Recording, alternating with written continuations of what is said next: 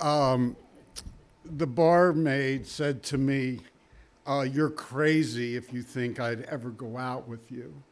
And that prompted me to go to see a psychiatrist.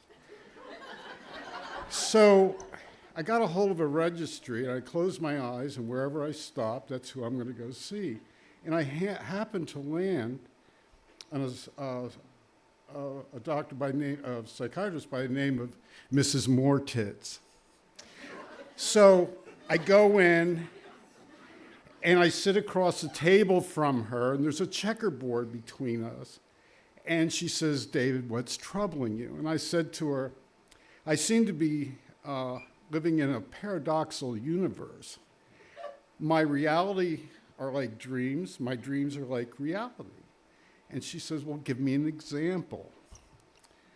So I said to her, I was at a Quaker meeting, and at the end of the Quaker meeting, this girl said that she had lost her sheep and needed some help. I think her name was Bo or something. I didn't want to get involved. So as I was driving home, here was a chicken crossing the road. Don't ask me why, but I stepped on the brakes, I veered, and I hit a sign that depicted a leaping deer. I get out, and here, the chicken is dead. I killed it. Well, I took it home and I put it in the oven. And while it was cooking, I went in to the TV room with a bag of Bugles and a six-pack, and I was watching Baywatch. You go, Pamela. So, and part of all of this, I was also doing bong hits for the downtrodden. And then the smoke alarm went off. So I went back in the kitchen, and I looked in the refrigerator. That wasn't the problem. Went in the cupboards and the drawer. And I opened up the oven, and there was the problem. Its feathers caught on fire. So I got these oven mitts that I inherited from my grandmother. I got the thing out of the oven, went outside with it, and I launched it. A Hail Mary, for sure. Unfortunately, it bounced off the neighbor's trampoline and caught their gazebo on fire, and I happened to go to bed that night on an empty stomach. That's when Mrs. Moretits says, "I've heard enough. I've made my evaluation." First of all, David, it's all in your head.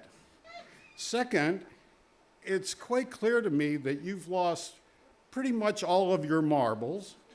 And third, in our profession, we refer to folks like you as being cuckoo for Cocoa Puffs. I said to her, "Is there a cure?" She said, "For you, no. However, I do have a suggestion to make." And I'm like, "Okay, what is it?" She says, "What I want you to do is go to Zootropolis in Lancaster and find a man by the name of Tony. And he's going to introduce you to a venue called Story Slam.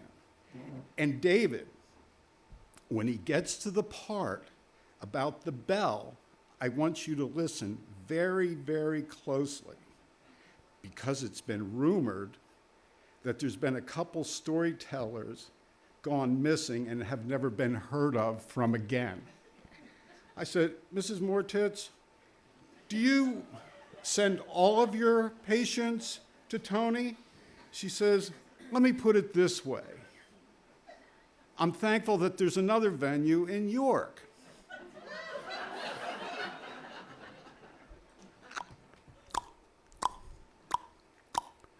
King me.